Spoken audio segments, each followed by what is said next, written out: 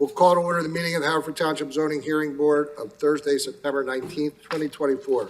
Present at the front table to my far left is Jessica Vitale, a voting member.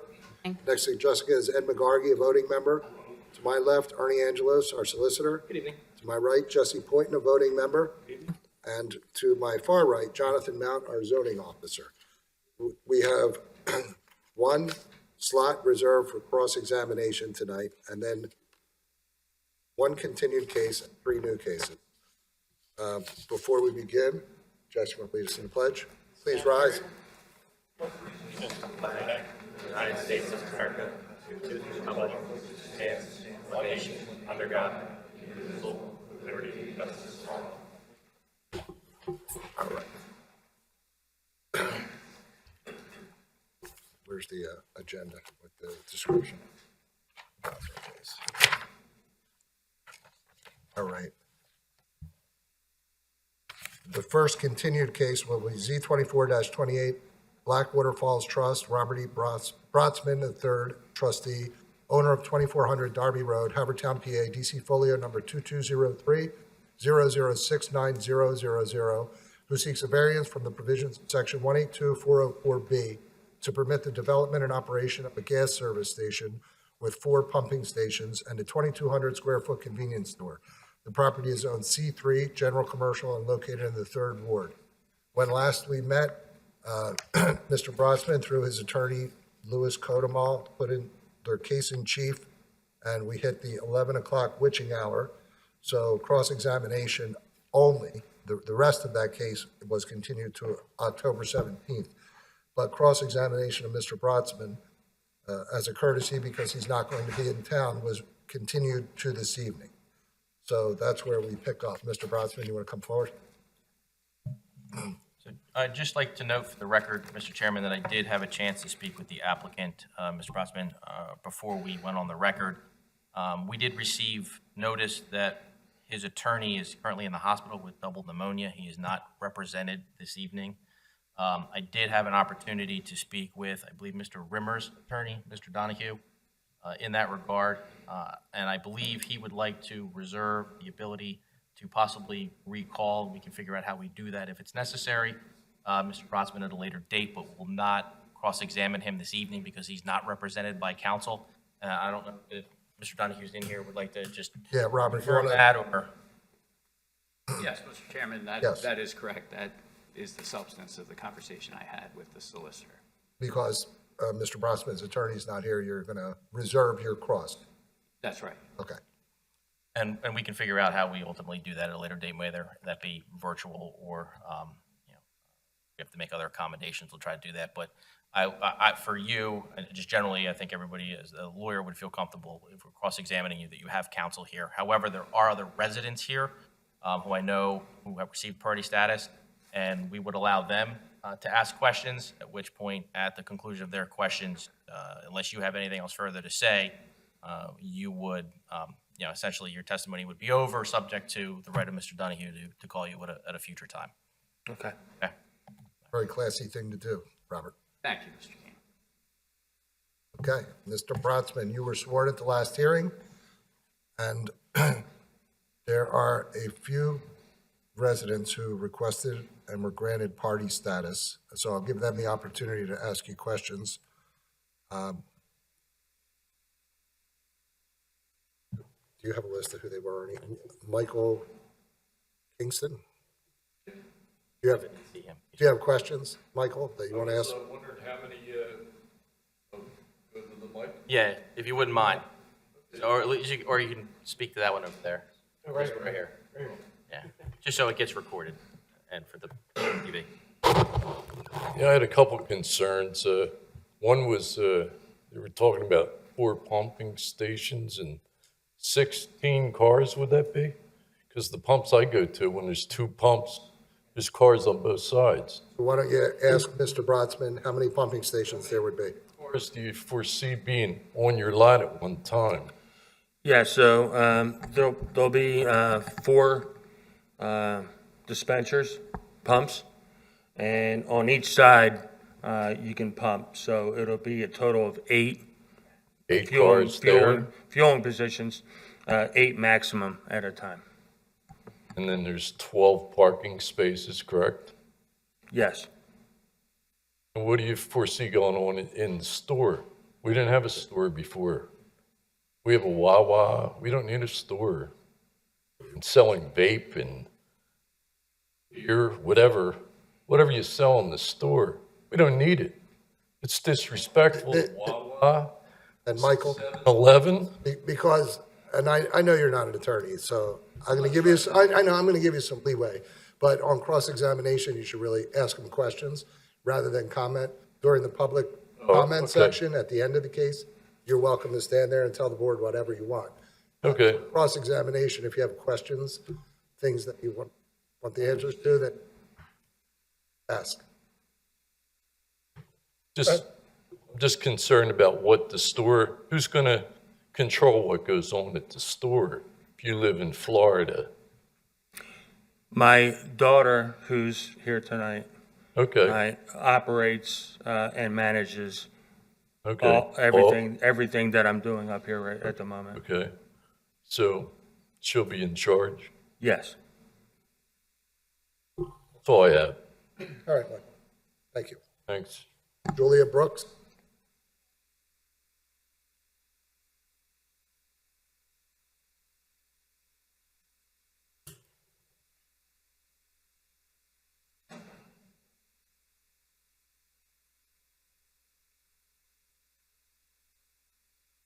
I apologize, I'm not feeling well, so I'm going to try not to make anybody else sick. I asked you the last time in the hearing, or sorry, is this a hearing? In the hearing, where you were going to put your dumpster. And is your dumpster going to be behind a fence? Is it going to be enclosed? Is it going to be visible?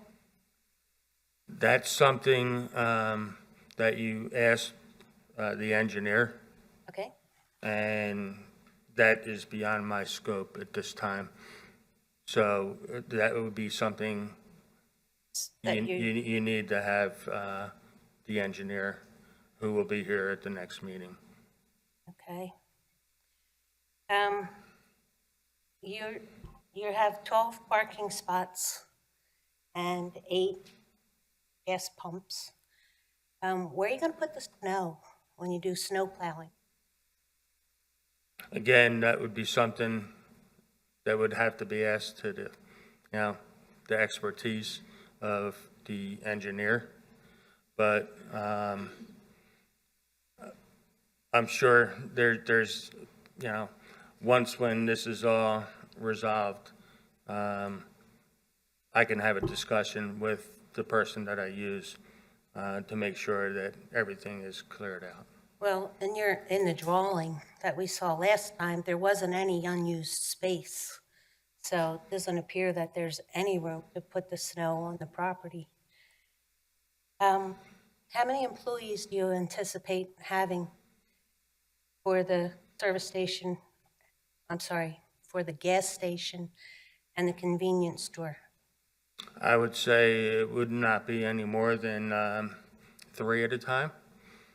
Typical gas station, the 2 that I own, I only have 1 person.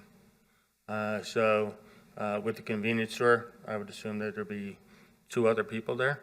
So a maximum of 3 at one time. Okay, so that's 3 more people that are going to need parking. Where are they going to park? I live on West Hillcrest, and I can tell you now that we already have trouble parking in front of our own properties because of the number of people that park their cars on our street when they go to work. So your 3 employees are going to need to park somewhere.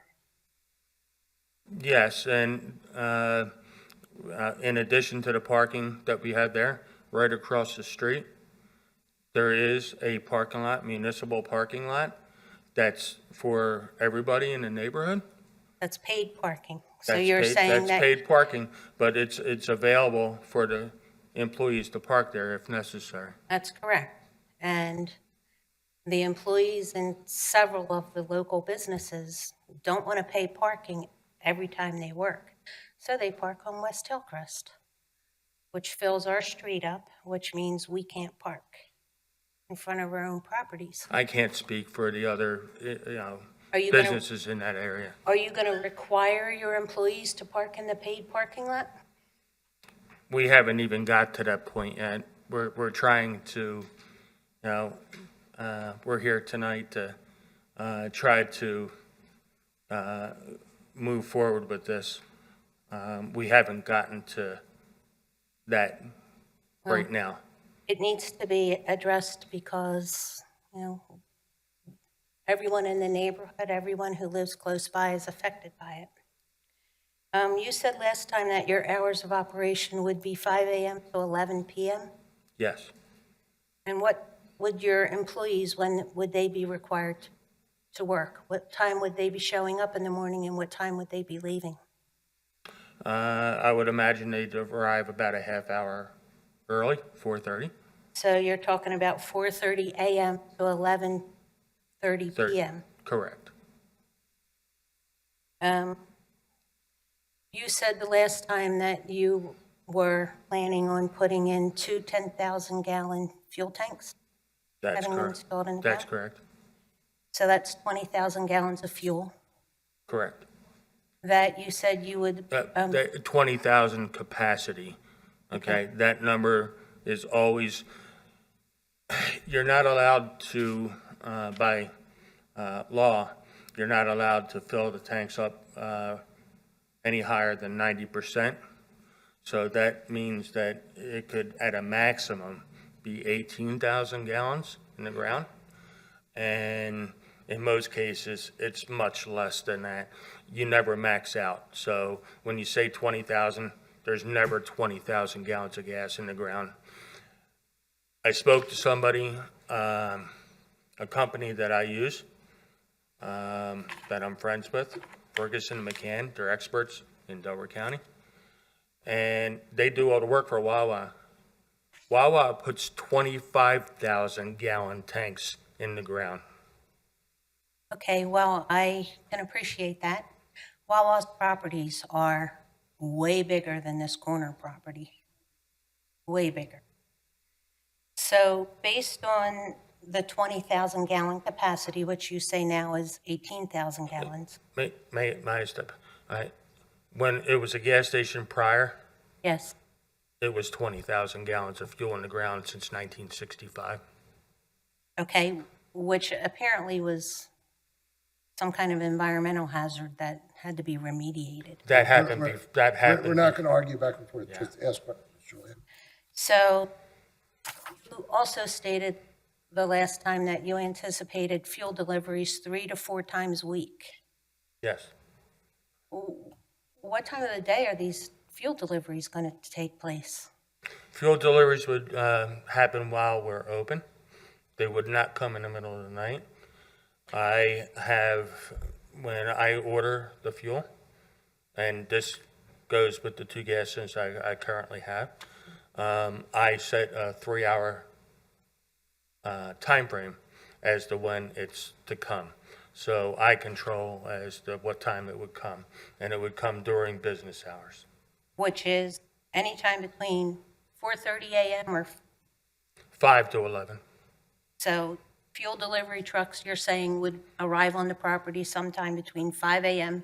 and 11 p.m.? Correct. Okay, when fuel delivery trucks back up, don't they make noise? I do not know that answer. Well, does any large truck make noise when it backs up? I imagine it Don't has they have a backup alarms? beeper. I Yeah. imagine they have a beeper. Okay. And keep in mind too, that as I ran it as a gas station prior, the deliveries came 24 hours a day. They came in the middle of the night. Okay, I'm asking you for the current variances that you're requesting. Is there a noise variance that you have to request? Not that I'm aware of. I thought it was part of the township zoning that trucks weren't permitted to operate before, I think it was 7 a.m. or 8 a.m. Whatever the township requires, again, I order the gas and I specifically say when it's to come. Okay, so it would be within the hours that the township allows. Okay, you said 3 to 4 deliveries a week. Correct. That's in the neighborhood of 60,000 to 80,000 gallons of gas. No, it's in the range of 25 to 32,000 gallons per week. Okay, so, A truck holds 8,500 gallons of fuel. Three deliveries would be roughly around 25,000 gallons. so 25,000 gallons to 32,000 gallons per week. Yes, Okay, the average car, the size of the average fuel tank, 15 gallons? You know that? that's about correct. Okay, how many cars would that mean you would be fueling in a week? I based it on the 20,000 gallons, and it was about 4,000 to 5,500 cars per week. But now you're saying that the tanks will, the fuel tankers will only be fueling 25,000 to 32,000 gallons. I didn't do the math on that. How many cars do you anticipate fueling in a week? Well, again, based on what you said, and I don't have a calculator in front of me, all right, 25,000, all right, divided by 15, would be your answer. He's going to get my phone. I have a calculator in my phone.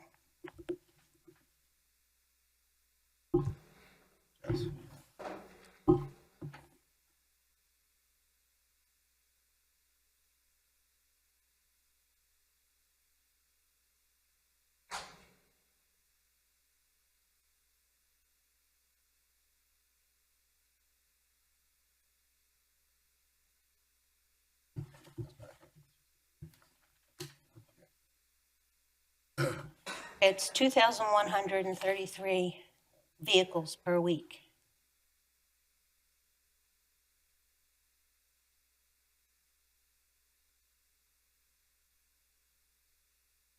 May I say something with that? It's about 305 cars a day. Yes. If those numbers are correct, that would be correct then. But keep in mind, right, gas stations are not a destination point. Okay, if you live in Ardmore, you're not going to come to Darby and Eagle Road to fuel up. Okay, this is, you're passing by and you come in and you fuel up and you go. So Well, I don't think it's not like people from throughout the whole township would be coming there just because they want to come to Darby and Eagle Road. I don't think it really makes any difference why people would be fueling their vehicle. 305 cars a day is a lot of cars. And that's a lot for everyone in the neighborhood to deal with. The last I heard, and again, I own the property, I sold the property. I sold it to First Republic Bank. For 2.8 million. What's that have to do with this Nothing. conversation? Move on, nothing. What difference does it? No. Sold the Julia, property. Julia, just ask him questions and Robert will answer them if he can. If he can, he won't answer them. It doesn't matter how much he sold the property for. Doesn't matter that he sold the property. That's also true. I want to know what effect 305 cars coming in, fueling at the gas station, plus delivery trucks, fuel delivery trucks, plus convenience store delivery trucks. What effect is that going to have on the businesses in the area that have outdoor seating? What effect is the air pollution that comes along with 305 vehicles, plus trucks, plus delivery trucks for the store? No Plus- different than any other gas station that's out there. Plus the noise pollution. No Plus- different than any other gas station that's around. Okay, but no other gas station is trying to develop this property to the extent that you are. Okay? When I sold What the. about, I'm sorry. I'm sorry. Go ahead. When I sold the property to First Republic Bank, it got approved by the zoning hearing for a bank to be there. I sold the property knowing that that would be a great asset. And that bank, from what I understand, because I was hands-off, I sold it, I didn't have anything to do with it, but I understand they came before this board. They got approved for a double drive-through, okay? And I would have to think, if your numbers of 305 cars, I would have to think that that would be close, that a bank would do. Okay, you testified last time, in the last hearing, that nobody's going to walk up banks anymore. Banks are not investing in physical They're not anymore. locations. It- Okay, so Okay. what are the normal hours for a bank?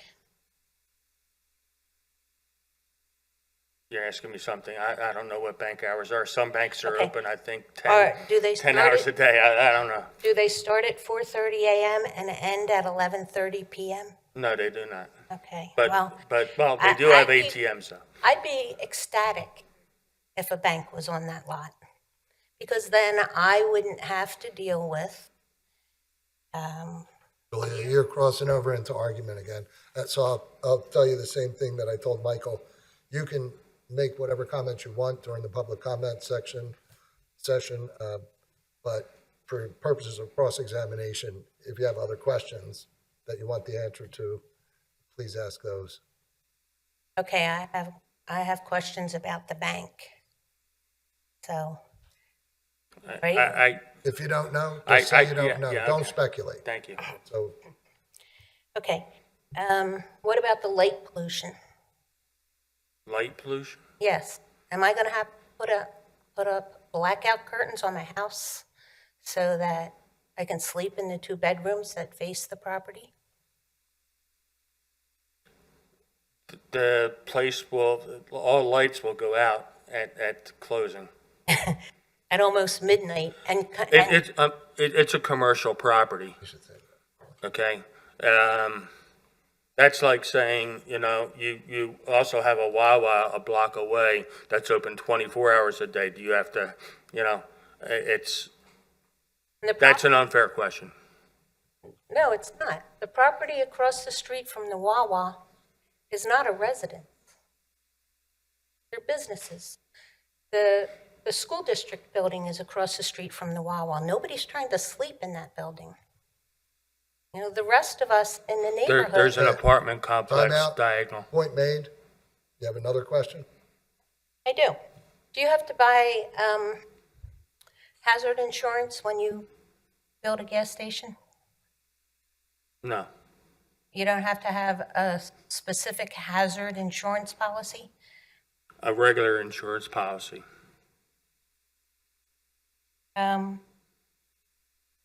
You said that remediation has been taking place on that property since Yes. the old fuel tanks were taken out.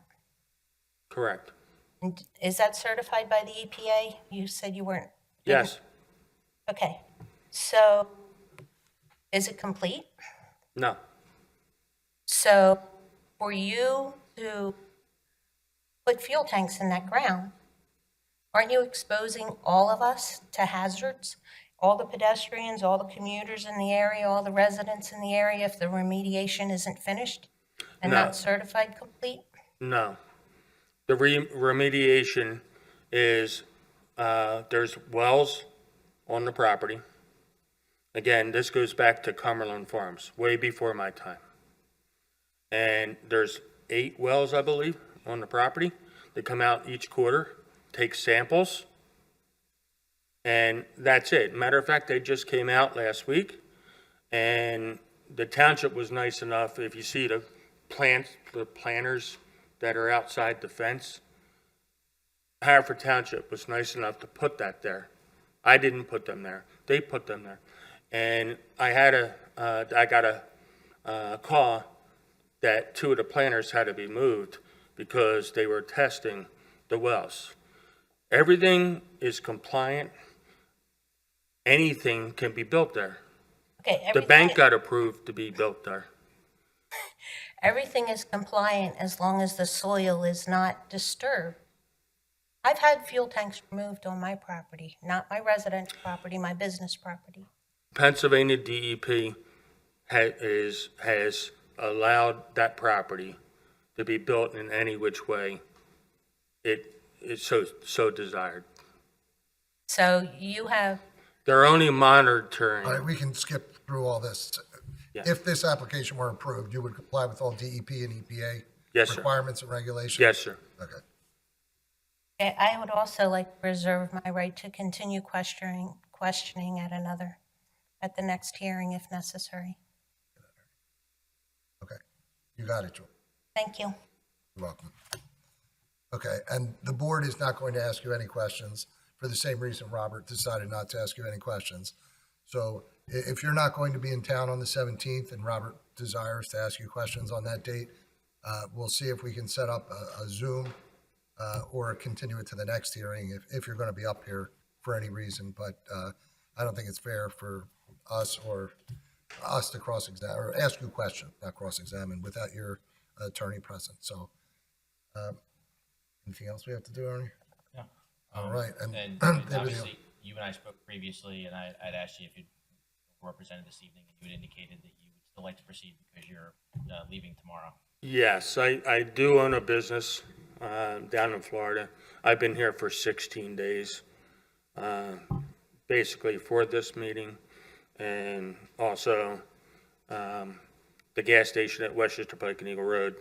I converted from a Sunoco brand to another brand, and so I've been up there. I've been here for 16 days to do both that and this. Okay. Well, and we understand. I mean, Mr. Cotemal, we wish him well. If you speak to him, tell him we hope he feels better. It was a shock to me. Things happen. I only heard at noon today what was going on. Well, obviously, that's out of his control. So, Yes. you know, no problem from that perspective. All right, thank you. With that, we'll continue this case to our October 17th hearing. That's it.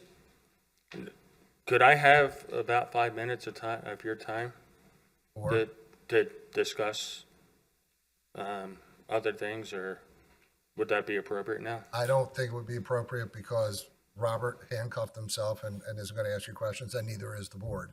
So, but on the 17th, if we're able to tie you in through Zoom, then absolutely. Okay. I would speak with Mr. Caldwell to figure out if there's anything else that you wanted to say, how we effectuate that. Okay. Thank you. All right, thank you. Now that case is continued to our October 17th hearing. So we have two residential cases and two other cases, non-residential cases. I'm going to call the residential cases first, just in the order that they were listed on the agenda. So the next case will be Z2431, Stephen T. and Constance Lowry, owners of 1449 Maryland Avenue, Haverford Township, PA, DC folio number 2201-0114000, who seek a variance from the provisions of section 182207C5 to permit a 179 square foot addition that will encroach 8 feet 8 inches into the 30-foot required front yard setback. Property is owned R5 and located in the first ward. Hello. Hi, good evening, everyone. My name is Connie Laurie. This is my husband, Steve Laurie. And we'd just like to review this zoning exception to construct an open front porch at our residence. As you said, it's 1449 Maryland Avenue. So Connie, Yes. are you going to present the case or are you going to do it together? I'm sorry? Are you going to present the case together or are you going to? I am kind of introducing, and then my husband's going to go over the plot plan. Okay, I'll swear you both then. So Okay. please raise your right hand. Do you swear to tell the truth, the whole truth, and nothing but the truth, so help you God? I do? And your full name and address for the record, please? Sure. Constance Laurie, 1449 Maryland Avenue, Havertown, PA. And now you, Steve, please raise your right hand. Do you swear to tell the truth, the whole truth, and nothing but the truth, so help you God? I do. Your full name and address for the record, please? Stephen Laurie, 1449 Maryland Avenue, Havertown, PA. Okay, so, and you said you're going to refer to documents, and there were some documents attached to your application. Correct. I don't know how familiar you are with the hearing process, but they'll become exhibits.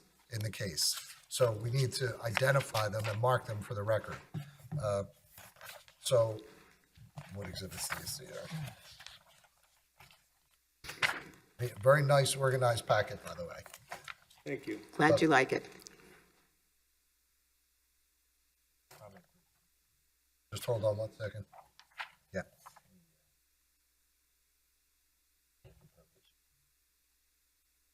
So one will be the deed.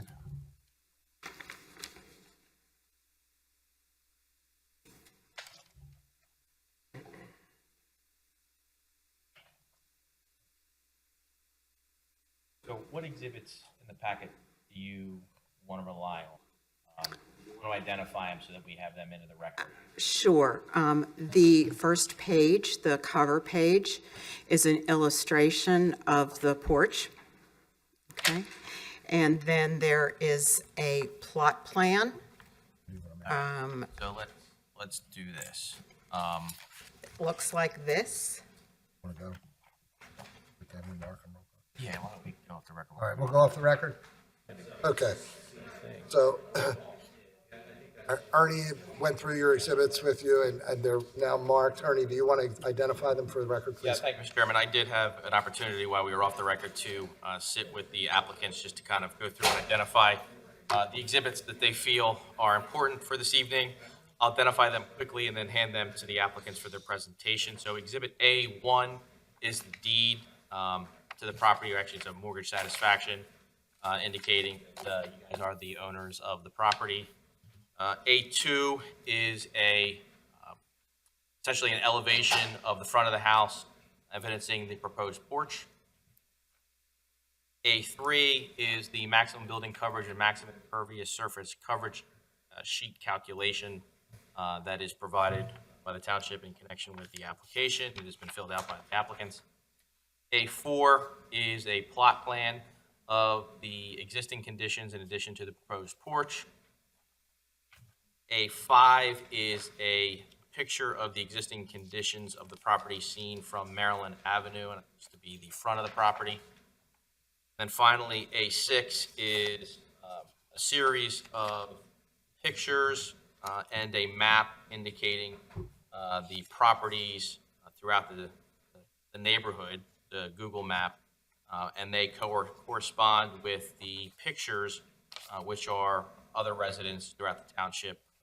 And I'll let the applicants testify, but all of which appear to have porches. Okay. Now that we've gotten through all the formalities, please tell us a little bit about what you would like to do and why. Thank you very much. Okay, so as we said, we are interested in seeking a variance for a front porch, an open front porch for our home, which, as you already had identified, it is Exhibit A2, which is an elevation of the front of the home. We own our home at 1449 Maryland Avenue. The deed is in the packet, and that is Exhibit A1. Steve is going to eventually review the plot plan, and what I'd just like to share with you right now is kind of our reasoning behind what we're seeking to do in terms of the exception for the setback and the porch. So this porch, we feel that it will provide additional relief to a water drainage moisture issue that we have in our basement based on the rubble-type stone foundation. We currently have remediated it many times, and we continue to remediate the moisture and the staining via a regular application of a negative type of waterproofing, negative side waterproofing along the wall of the basement. Okay, so your hardship is to redirect water away from the house because you've had water penetration problems from that area? Correct. So- That's one. Why don't we, well, that's your hardship, right? Okay, yeah, Okay. yeah. Why don't you tell us a little bit about the construction, the proposed construction that you want to do? What's the porch, what's it going to look like? I'll leave that to Steve. Okay, The proposed construction is a concrete slab with a wood frame, lean-to roof, supported on columns. We plan on using a white type of post columns with what's kind of in style right now is the black spindles as well. So it will be a combination of the black and the white. We plan on putting new shutters on that would also complement the porch. And what's the size of it? Like the width and the depth? Let's see. So total depth is 8 feet 8, which allows, 8 feet clear inside and allows for an 8-inch thick foundation wall. And approximately, let's see, what do I have? Oh, about 20 feet 8 inches long, spanning really from the edge of the existing driveway to just short of the end of the home.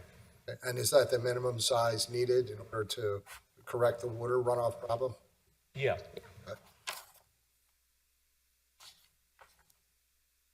I think we can just go to board questions at this point. Do they have anything else? Do you have anything else you feel is important? Really,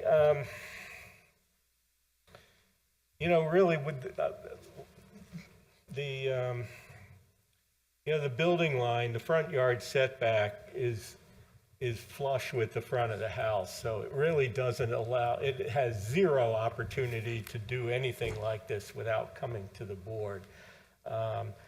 So really, again, we talked about the extent of the porch. Does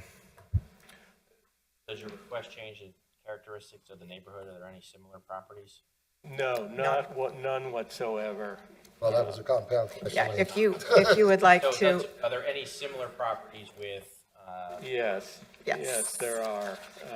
There, that would be exhibit, the appendix is exhibit A6, which has a map with various properties throughout our neighborhood. And if you go through the pictures, you can see it's on the second page of the pictures in the upper right-hand corner. The 1514 Linwood Drive is a almost identical exhibit or identical porch with which we're describing. The only difference would be we are looking to put like a little peak where the door is. But otherwise, it's a shed roof. It has the same spindle effect. We actually have a bow window on the side. So that gives you a very good representation of what we're planning to do. Are you going to have a railing similar to that? I'm porch? sorry? Are you going to have a railing similar to that porch as well? Yes. Yes. The only difference, as I said, would be the spindles would be black instead of white. Okay, and if you drew a straight line down where your porch would end at the 8-inch mark down your street, would it stick out any further than any of the other houses that have porches, or about the same distance? to About the street? same distance. Okay. Yeah, yeah. One of the other homes on the street, which our neighbors actually happen to be here, they have a porch. It's 1437. Now, theirs is an enclosed porch, but it is pretty much of that similar dimension. Okay, and if the board granted your request, would you accept the condition that the porch not be enclosed?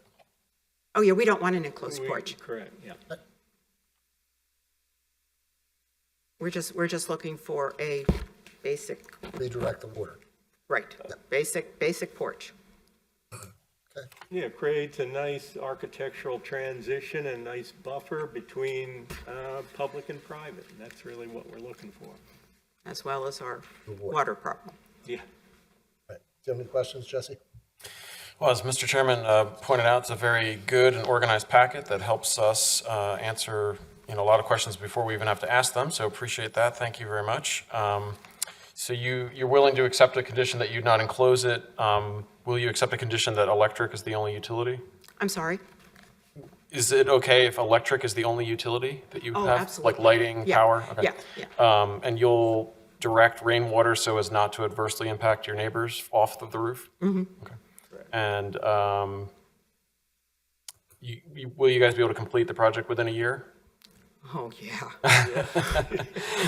We're aiming to start soon. And the roof materials, we didn't touch on that. Is that going to be like asphalt shingle? Yeah, Or just metal? right. Yeah, something that will match our current shingle. And keeping in character Yeah. with the neighborhood in Right. general? Okay. I don't have any other questions. Jessica? I don't have any questions. Ed? No additional questions. And neither do I. Is there anything else you guys would like to add? I don't think so. Just one note, that when the work is complete, both the impervious ratios and the building coverage ratio will not be exceeded. You see it, the detailed calculation as well as a summary tabulation on the plot plan, so that they will be maintained per the ordinance. All right. You guys, yeah. So the only thing at this point, you would like your exhibits A1 through A6 be made part of the record? Correct. Okay, they're admitted. You guys can have a seat. With that, I'll ask if there's anyone that received certified mail that wishes to testify. Anyone that, please come forward. Sure, come on up. You smiled so much during the hearing, you're number one, so please raise your right hand. Do you swear to tell the truth, the whole truth, and nothing but the truth, so help you God? I do. And your full name and address, please? Irene Coffey, 1437 Maryland Avenue, Havertown, Pennsylvania, 3 doors up from the Loweries. And what would you like to tell us, Eileen? I would like to be here in support of their request. We have the other house on the block that has a addition on the front that is actually almost identical to theirs in dimensions. Ours, however, is a totally enclosed room. I can even tell you that you approved it in case number Z-07-2. That's why you were smiling. Yes, at least your predecessors did. Maybe you didn't Well, personally. I've been here a long time. Okay. So our porch is, or it's not a porch, it's a sunroom. As I said, it's about the same size as theirs, and it protrudes, therefore, as much into the setback area as theirs was. The Loweries and one other house on the block right now are the only ones that don't have anything built out in front of the house. Everybody else along the block does have something. And I can certainly sympathize with their water concern problem. We have a crawl space underneath ours, and it really does keep the water out. So I think that that's a very valid concern on their part. And I think that if anybody's concerned about the visual impact of the protrusion, they should have complained about us first. And nobody has. We get lots of compliments on it. I think overall what people have done to the front of the houses has improved the appearance of the houses and the appearance of the entire neighborhood. So I'm totally in support, and I hope you all agree. Okay, any questions for Eileen, Jessica, Ed? No questions. Jesse? Thank you for coming. Thank you, Eileen. Thank you. Anyone else that received regular mail? Any other residents of Haverford Township? With that, we'll close the record on this case, and a decision will be rendered either this evening. If we're unable to do a decision this evening, one will be rendered at our next regularly scheduled meeting on October 17th. You're welcome. No, we have a special meeting next week, but that's just for one sole purpose. All right, our next case, Z24-33, Daniel and Beth Radek, owners of 1517 Darby Road, Havertown, PA, DC folio number 2207-00327000, who seek a variance from the provisions of section 182-206C9 to allow an impervious coverage of 56.3%, a reduction of 7.6% of existing, when the maximum is 45%, to permit the construction of a 14-foot by 23-foot in-ground swimming pool with a 362 square foot of surrounding impervious. Property is owned R4 and located in the 7th Ward. Good evening. My name is Tom Musey. I represent Dan and Beth Reddick. They reside at 1517 Darby Road in Havertown, Pennsylvania. I defer to the board. Would you like me to identify exhibits first so we can walk through those? I think that would be helpful. Thank you. With that in mind, if you look at the application which I filed, the very first page after the waiver of time constraints is a document that is entitled Current Backyard Footprint. If I may, I'll just hold that in the air so make sure.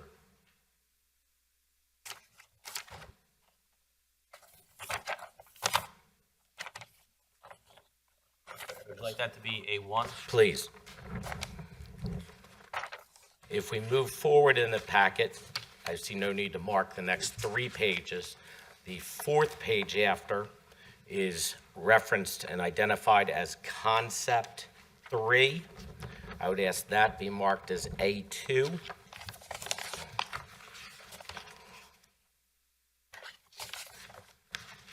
Okay.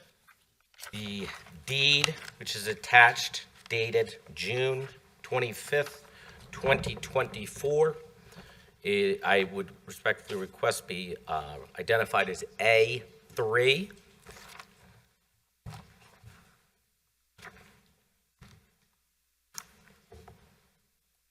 May I approach? Sure. Thank you. I made copies for everyone of this. This is, ask that be marked A4, and that is a zoning hearing decision from 2017.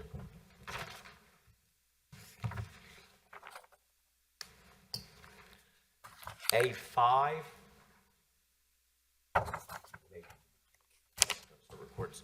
A5 are photographs again. There are 3 photographs. I actually gave you one extra. May I just have that, have one back? Thank you, sir. This is a total of 3 photographs.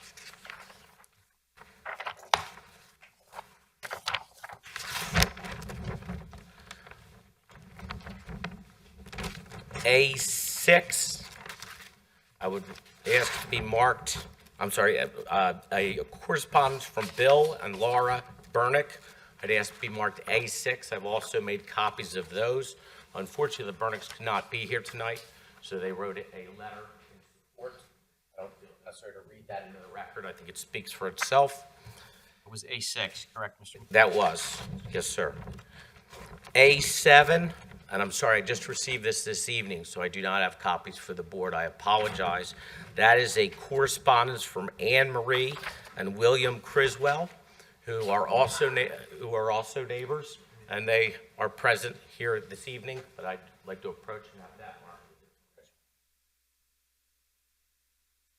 It's okay if I just write on the top A7? I have no objection at all.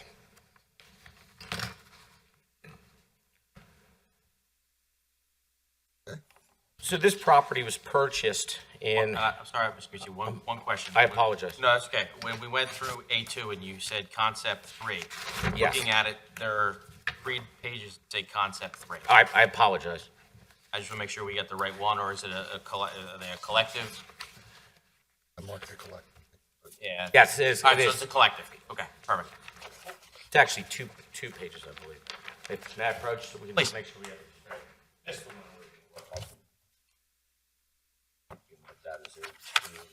Yeah, it says what I was. I think it's this one. 2 pages after that? Yeah. There's 3 on 8.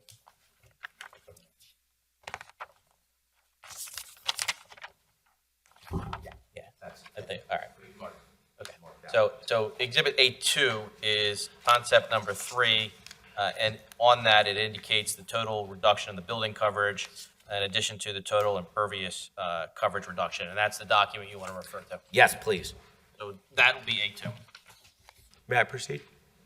Yep. Th- Yes. I thought I heard that you had a copy of a zoning issue that you were going to provide to everybody. I do, and I actually gave you one of my extra copies.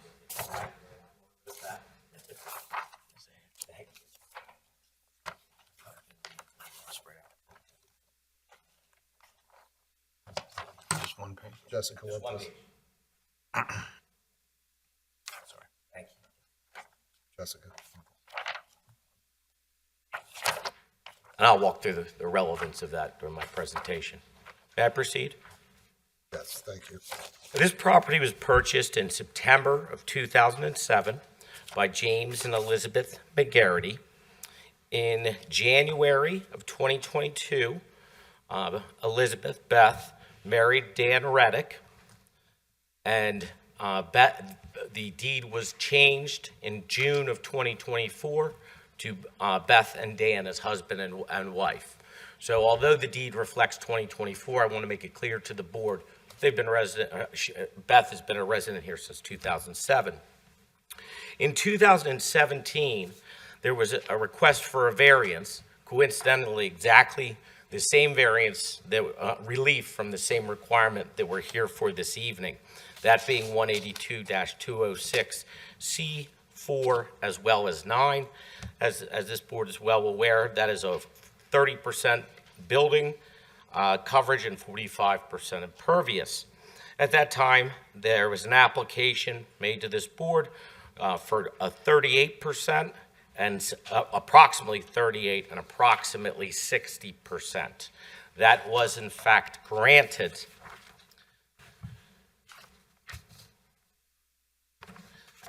That coverage is represented in the document that we have marked A1. And I'd like to be very candid with the board. Our numbers, when measured, came a little higher than that 2017. I'm not sure which one is accurate, but we wanted to be clear. And the previous, after the granting of that 2017 application, the code required 30, and there was the actual coverage was 41.1%. Similarly, the code for impervious coverage was 45%, and the actual is somewhere between 60 and 64%. So what the relief that we are requesting tonight, oddly enough, and I'll refer to Exhibit A2, is to knock down a garage, take out a part of the driveway, and knock down and install grass in that whole area, which is a work shed as well. And just so the board can have an idea as to how that looks, just so you can orient yourself. The last page of the photos that I showed, we will be demolishing the entire right side of that building, which will only leave the two small garages depicted on the left-hand side. Also, the driveway, which you see on that third garage, will be cut across and grass will be installed.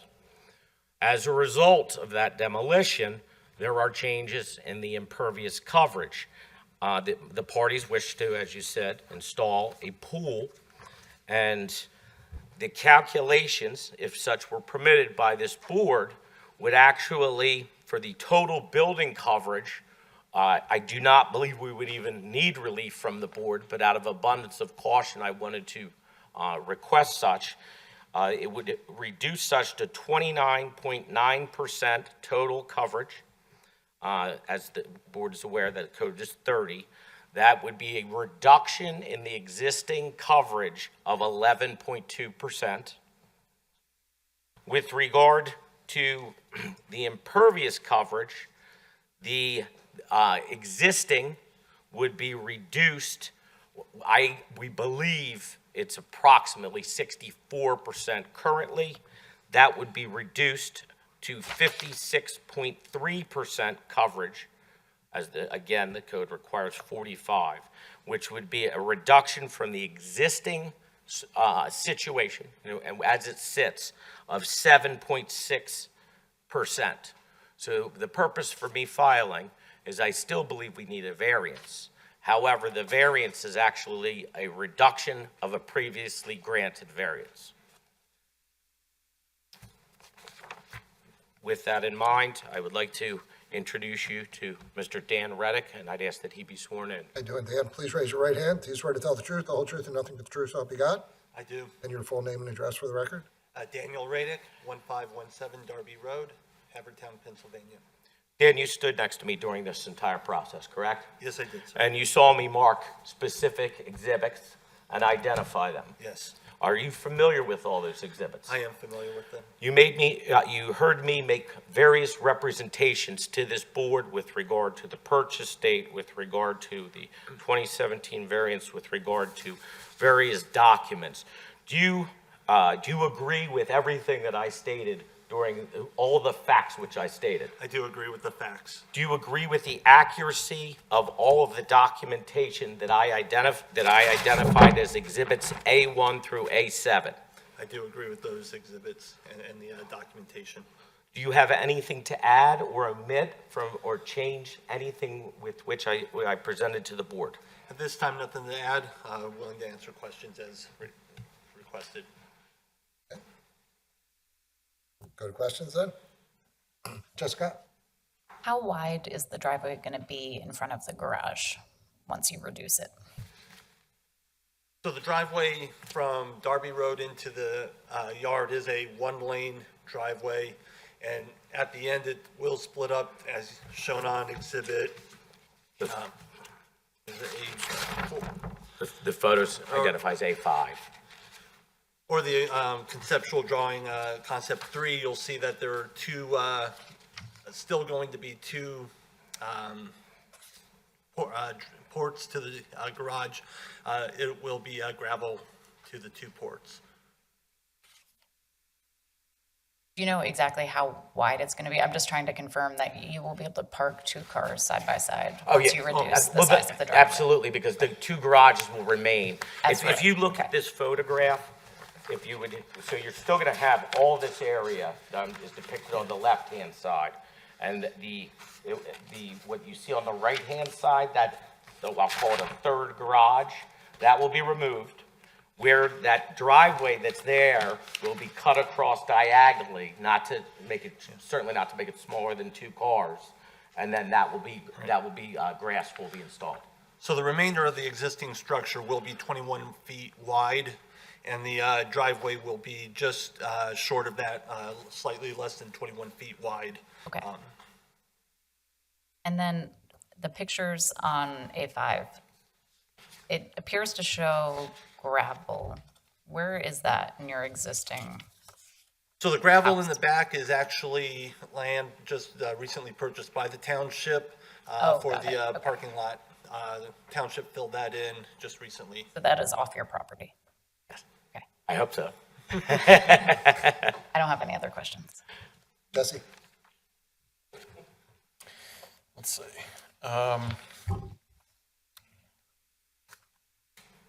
There was one page in the packet that you didn't include, and I think it was actually helpful, but and I think it shows up on A2, but you're reducing the impervious coverage by 842 square feet, and that was by demolishing a large portion of the garage and some of the driveway. Is that correct? That is correct. The total reduction of the driveway and the current structure would be 842 square feet. And you're adding back 362 square feet? That is correct for sidewalk and entertainment area. Or I'm sorry, so is the 362, is that the delta between the difference, that's the difference between? Oh, no. So if you go to Exhibit A2 at the end where it talks about the total reduction of impervious is 477, and that's at 842 square feet with the loss of the building and the driveway, but adding on the coverage due to our pool entrance and the sitting area and the surrounding border of the pool. I want to confirm, are you counting the actual pool area, The 14 by 23 pool, if you go by bylaws of the what's impervious, pool does not count against your impervious. And any pool cover will not be a solid cover. It will be the netted cover. is that correct, Mr. Zoning Officer?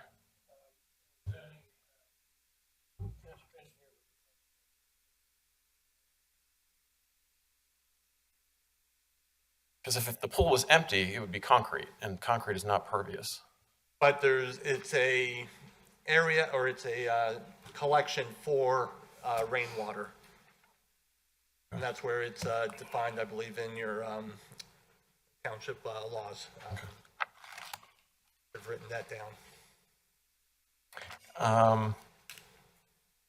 I don't see depicted here, but I assume that you will be providing a fence around the pool as Yes. required by the code? Yes, the requirements for a pool are a minimum 4-foot high pool fence. We are going to go with the 6 foot with the 2 foot additional with see-through. Just to be clear, we'll be in full compliance with all setbacks, with all pool installations, inspections, everything this is where I believe the issue was, just out of abundance of caution. And the garage exists on kind of a zero lot line condition on the side and the rear, which would not meet current code, but because you're not building back more than 50% of it, then it can remain, is that correct? I believe so. Okay. No other questions? Ed? Question is, when you go to empty your pool or to clean it or to treat it, do you have a sufficient area to discharge water to not affect your neighbors? Yeah, that is a question that we're working with our pool company with on how to properly drain and not affect the either our neighbors or the township collection. Okay, so that's something you should be aware of, because we don't, the state does not allow you to discharge chlorinated or acidic acid into the steam. Absolutely, we'll comply. I believe it's a 3-day, we usually allow 7, and then slow drain it after that, I believe, for the current regulations. Okay. It's hard to tell from the drawing that I have here, but you will be at least 10 feet away from any of the structures? Yes, sir. Yes. Thank you, that's all I have. I have no questions. Is there anything else you'd like to add, Mr. Musi? No, thank you. Okay. Thank you, Dan. That concludes my business. The only question I have for you is you want these Yes. A1 through A7 admitted in the record? Yes, please. Okay. Do you have any other witnesses, Tom? No. Okay. With that, I'll ask if there's anyone present that received certified mail that was testified. Anyone present that received regular mail? Any other resident of Haverford Township? With that, we'll close the record on this case, and a decision will be rendered either this evening. In the event we're not able to render a decision this evening, one would be rendered at our next regularly scheduled meeting on October 17th. Thank you. May I now be excused? Yes. Have a nice evening. And we're going to take a 5-minute recess. You guys can set up or do whatever you want. All right.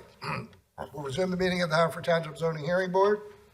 Our next case is Z24-30, Township of Haverford, owner of 1 Mill Road, Havertown, PA, DC folio number 2207-0105600, who seeks a variance from the provisions of section 182-202B2A to permit an accessory parking lot not on the same lot as the permitted use. Section 182-206C9 to permit an impervious coverage of 63.3% when a maximum is 45%. Property is on R4 and located in the 7th Ward. Good evening. Good evening. My name is Kaylee Melcher, and I'm representing Haverford Township. Just briefly, before I hand out my packets, we're here related to a previous stipulation with the zoning hearing board that required the township to have 10 additional parking spaces for the library.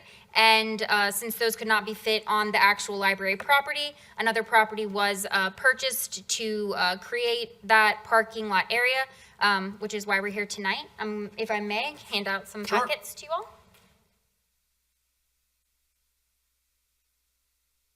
Yeah.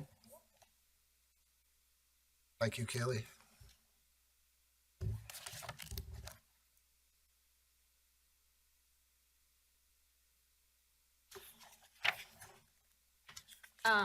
To get started, I'll call Dave Berman, Township Manager, to go through the exhibits in the packet and then provide some testimony. Okay, do you want to mark them first, Kelly? Sure. I was just going to go ahead and go through them with him to mark the. So you're going to mark them. Dave's going to identify them, and then you're going to mark Yes, them. if that's okay. Sure. Please raise your right hand, Dave. Do you swear to tell the truth, the whole truth, and nothing but the truth, so help you God? I do. And your full name and the capacity in which you appear, please? David Berman, I'm the Township Manager with Haverford Township. Thanks, Dave. Go ahead, Kelly. Sure. So initially we have the zoning hearing board application. I don't know if you need me to mark that, if you want me to mark that as it. Okay. All right, Dave. Deed or proof of ownership, just to establish standing. I see you have the transfer Yes. statement in here. So is that going to be A1? Yes, please. Okay. So that's. Okay. Nothing like flipping through pages under pressure. Okay. It's all part of it.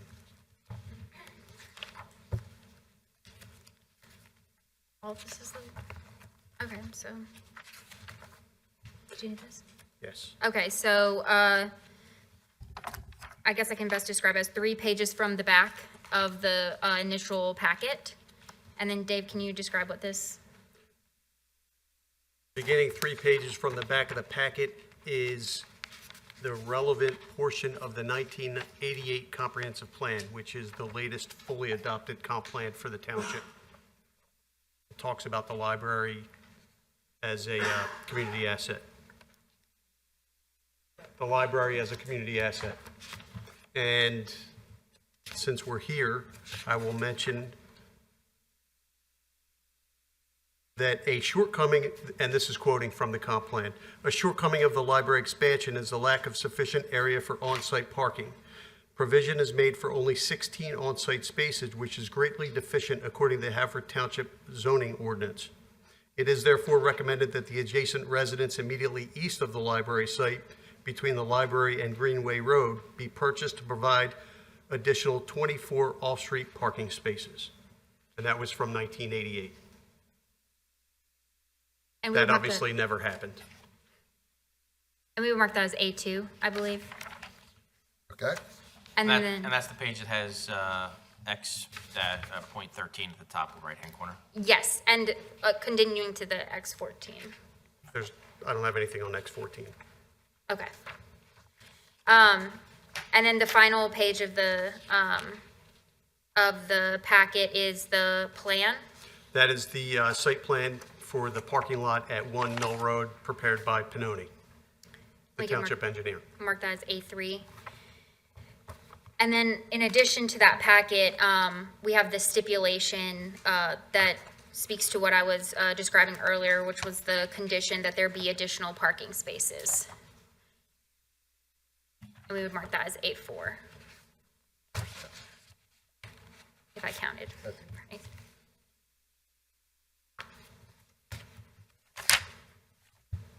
And that's a stipulation captioned in Ray Appeal of Haverford Township Free Library Association from the decision of the October 7th, 2021 of the Haverford Township Zoning Hearing Board, case number CV 2021-009064. Yes. All right, Mr. Berman, can you just describe this project for the board? I sure can. As you know, the background is that in 2021, the township, the library, and the zoning hearing board signed that stipulation that would require, among other things, at least 10 additional parking spaces within 1,000 feet of the library. That was a stipulation related to the expansion of the library. To satisfy that requirement, the township purchased the dwelling at 1 Mill Road. It's immediately opposite the library at Mill and Darby. The township has demolished the house, as you probably know, and we're currently using the site, the lot, as a laydown area for the construction project. As you can see in the packet, the township engineer has designed a plan to accommodate 22 parked cars on the lot. So that's the lot at 1 Mill. It's 22 additional parking spots. And adding that to the, I believe there were 17 parking spots on the library lot when this was created, the property yields a total, the two properties, of 39 dedicated parking spots for the library. So if these spots were on the same lot as the library, obviously, rather than across the street, we wouldn't be here this evening for the variance for the use. So we do need to request a variance from 182-202B2A to permit an accessory parking lot not on the same lot as the permitted use, and from section 182-206C9 to permit an impervious cover of 63.3% when the maximum allowable is 45%. I will note that the plan, as we're working through it with Pinoni, is going to have underground stormwater management facility, and that's going to cover what we need to do with regard to groundwater recharge, water quality, and also peak rate control. So all things considered, I feel that we're accommodating the stormwater management ordinance, and we're also accommodating the stipulation from the zoning hearing board. And if you if we were not to get the relief that we request tonight, would the library be able to be opened? Receive the certificate of occupancy that it needs to open? The library would not if we were not to get the relief that we need, because this transaction must be completed per the stipulation prior to the issuance of the final certificate of occupancy. Okay.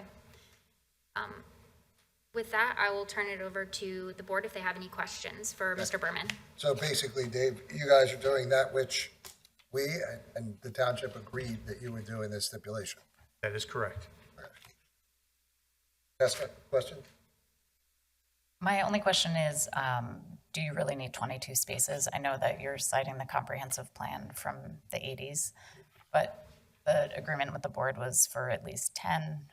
Is there some middle ground that would give you more pervious surface? Is 22 needed, or is it just the most that fits? It is the maximum that fit. Yeah. However, when you look at the zoning ordinance itself, we would have required 21 or 22 spots anyway, if it were on the same lot, to comply with the ordinance, and that was our goal. Okay. And then how are you going to control parking in the lot, let's say overflow from the high school or the middle school, although they don't drive, but high school students parking there, let's say, to It's a really good question, and we're looking at a bunch of opportunities along with the police department and the folks at the library. Whether it becomes a gate early in the morning hours, that may be an option. We haven't quite isolated that, but it's certainly a factor for consideration. Okay, I have no other questions. Ed? I don't have a question, but just a comment that I appreciate this effort, because I know that the township had a definite need to increase the library and improve the library. And parking was always a problem there, and I think that this represents a good solution to that problem. I appreciate that. Jesse? And based on A3, you're also providing required buffering between the parking lot and adjacent properties? Yes, we are providing the required buffering, and we are discussing closely with the neighboring landowners to make sure that it's suitable and acceptable. I don't have any other questions. Okay. And any of the other conditions in the stipulation will also be met, right? Yes. Okay. Anything else you'd like to add? That's all we have. All right.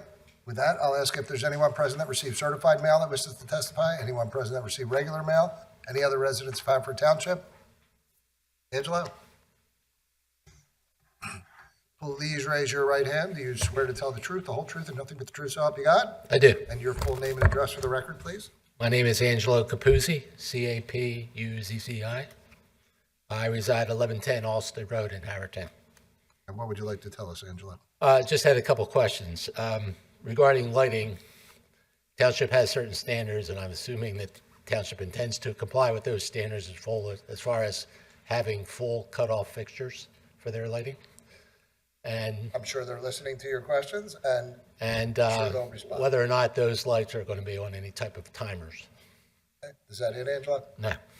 Okay. I just want to confirm that the grades between the handicap parking space and getting across Mill Road there, all those slopes are consistent with ADA standards. Okay. And I'm also curious whether or not this plan is going to be presented to the Planning Commission as a land development plan. And finally, as far as stormwater management goes, I think this is an ideal opportunity for consideration of porous paving instead of a underground detention system. And that's a comment, not a question, right? Yes. Okay. So two questions. The lights, timers, Timers, yep. ADA Grading. standards, cross mill. And is this, whether or not this lot's going to be open 24/7, or if there's going to be some kind of control during I think Dave said non-library? that's what they're working on now, trying to Okay. figure out the best solution. All right. I'm sure they'd want to make it open for residents after library hours, but how to accomplish that is stuff. All right, and one question about what's the Xed out area at the west corner? Okay. And I'll ask them to answer those questions. Thank you. Go ahead, Dave. So first of all, with the lighting, of course, yes, we will comply with the code. The timers we'll take a look at. The Xed out area next to the handicap parking space at the top of the plan is, to my knowledge, is an area for refuge for the people who are exiting vehicles. And in terms of the ADA accessibility requirements, we are required to comply, and we will do so. Okay. Questions answered, Angelo? All right. Anyone else? With that, we'll close the record on this case, and a decision will be rendered either this evening. If we're unable to render a decision this evening, one would be rendered at our next regularly scheduled meeting on October 17th. Okay. I told you guys we were going to get through these cases tonight.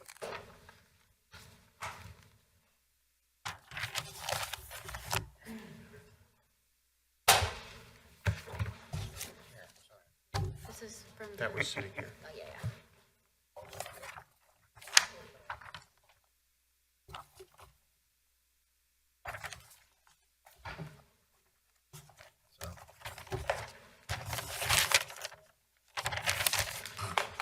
And Kaylee, it may seem redundant. We'll go through the same exercise because it's a new record. You'll identify yourself for the record and then introduce David. All right. Our next case is Z24-32, Township of Haverford, owner of McDonald Field located at the intersection of Vermont and Warrior Road, Havertown, PA, DC folio number 2209-0115400, who seeks variances from the provisions of section 182604B to permit the construction of field to include trench and electrical conduit in a flood-prone area. Section 182604F1A to permit the placement of field lights to include trench and electrical conduit within any identified floodplain or flood-prone area. Property is zoned ROS Recreation and Open Space and located in the 9th Ward. Good evening. Good evening. My name is Kaylee Melcher. I'm representing Haverford Township. If I may approach and give you guys some packets. Yes.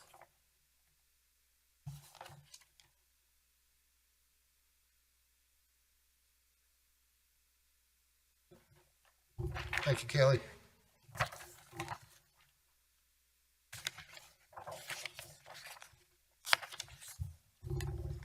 You're going to walk Dave through to identify the exhibits? Yes. Okay. And did you want to swear, David? Yep. Separate record. Please raise your right hand. Do you swear to tell the truth, the whole truth, and nothing but the truth, so help you God? I do. And full name and the capacity in which you appear for the record, please. David Berman, Township Manager, Haverford Township. Okay. Go ahead, Kelly. Okay, and the first exhibit would be McDonald Field Lighting, DEP Chapter 106 Joint Permit. That would be A1.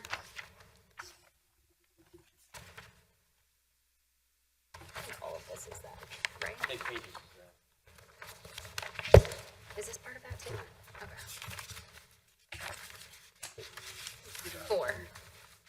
It's 4 pages. All right, so that includes the, looks like the site erosion control plan, and then the details. So 4 pages with the cover page being when you initially Yes. got it. Okay. And then A2 would be, A2 is a real estate registration form. It's an old form that we have here in the township to indicate that we actually own the property. And that consists, the form that's in front of you is going to have a legal description for a much larger plot of land. But having spoken with the township engineer, it does reflect the portion of land on which McDonald Field is. So that's going to be 3 pages. And the next exhibit, whatever yes, that is. A3. That's just a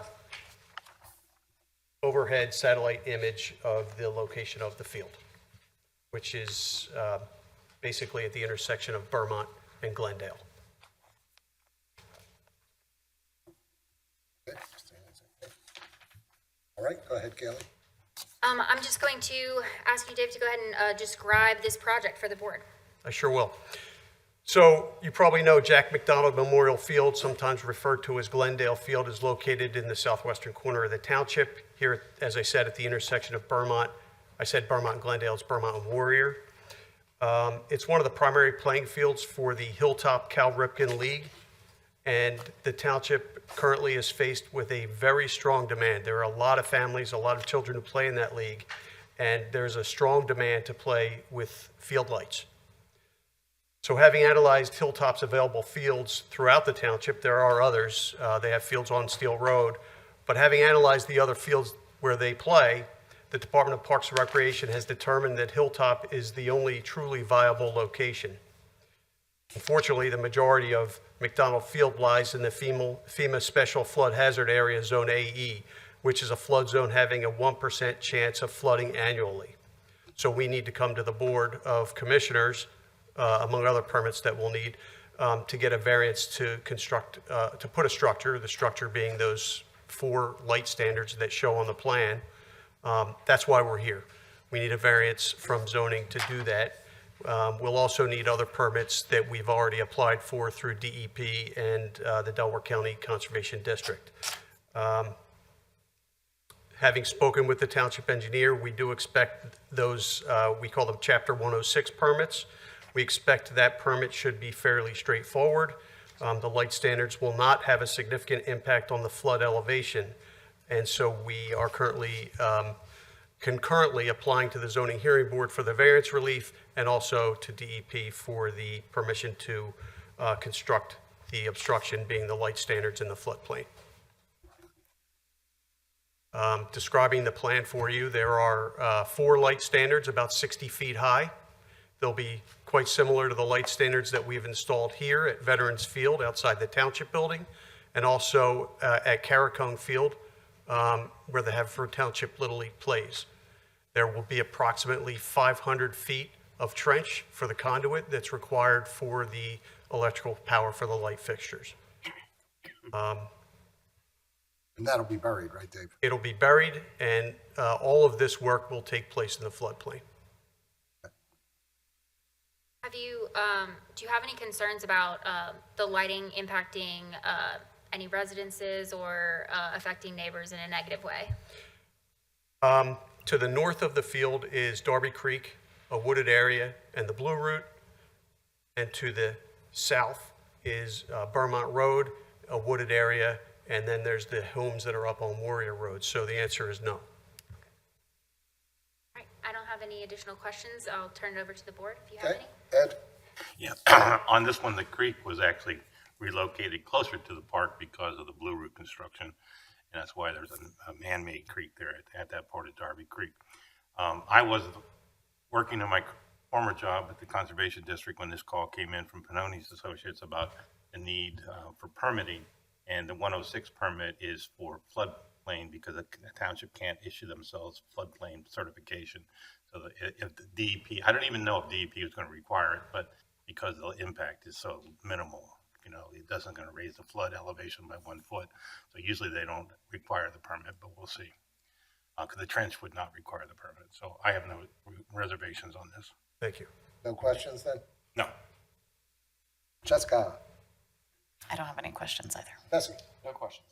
Neither do I. Oh, one question. Is there going to be timers on the lights? They're going to be turned off like after some hour, right? They'll be off certainly when not in use, and I'm sure they'll be secured so that only appropriate authorized personnel can turn them on. And if any neighbors do complain, I already know the answer, but we'll get you to say it on the record.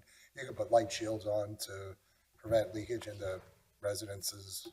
The technology today is incredible with the way that you can direct those lights and program those lights, and also, as you say, put the shields on.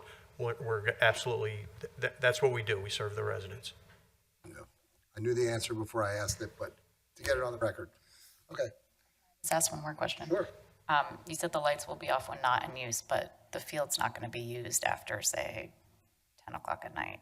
Typically, that's where we go, is 10 o'clock is when the field use ends. Okay, thank you. All right, thank you. With that, I'll ask if there's anyone present that received certified mail that wishes to testify, anyone that received regular mail, any other residents of Haverford Township. Anything you'd like to add, Kaylee? No, that's it. Thank you so much. Okay, with that, we'll close. Go ahead, Just Ernie. exhibits made part of the record? Yes, please. Okay, it's A1 through 3. A1 through A3. A1 through A3 are admitted. With that, we'll close the record on this case, and the decision will be rendered either this evening. In the event we're unable to render a decision this evening, one will be rendered at our next regularly scheduled meeting on October 17th. Thank you. And we're going to go into recess. Jeff, please. All right, we'll resume the meeting of the Haverford Township Zoning Hearing Board. With regard to case Z24-30, Township of Haverford, owner of 1 Mill Road.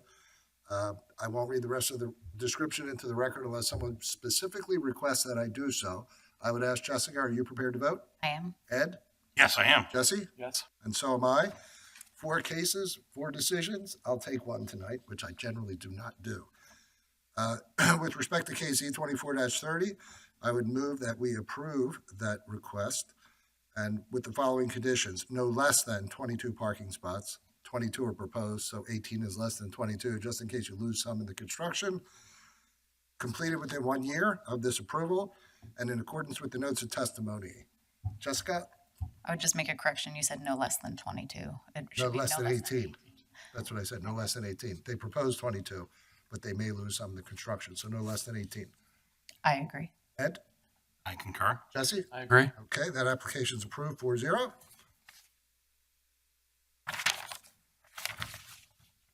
With respect to case Z24-32, Township of Haverford, owner of McDonald Field located at the intersection of Burmont and Warrior Road, and I won't read the rest of the description into the record unless somebody specifically requests that I do so. Jessica, are you prepared to vote? I am. Jesse? I am. Ed? Yes. And so am I. Ed, would you please take that decision? Yes. I vote to approve the requested variance with the following condition: lights will be shut off when fields are not in use and to be installed in accordance with the notes of testimony. Jessica? I agree. Jesse? I agree. And so do I. That application is approved 4-0. With respect to case Z24-31, Stephen T. and Constance D. Lowry, owners of 1449 Maryland Avenue, and I won't read the rest of the description into the record. Jessica, are you prepared to vote?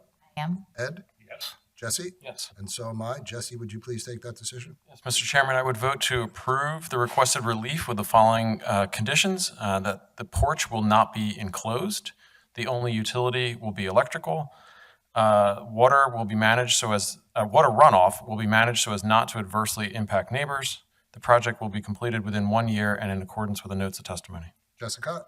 I agree. Ed? I concur. So do I. That application is approved 4-0. With respect to case Z24-33, Daniel and Beth Radek, owners of 1517 Darby Road. I won't read the rest of the description into the record. Jessica, are you prepared to vote? I am. Ed? Yes. Jesse? Yes. And so am I. Jessica, would you please take that decision? I would make a motion to approve the application with the following condition: that it's completed within 1 year and in accordance with the notes of testimony. Ed? I concur. Jesse? I concur. And so do I. That application is approved 4-0. Minutes. Jessica, do you have minutes? Ernie submitted minutes from our September 5th meeting. I would make a motion to approve the minutes. I second that motion. In favor? Aye. Any discussion? No? In favor? Aye. Opposed?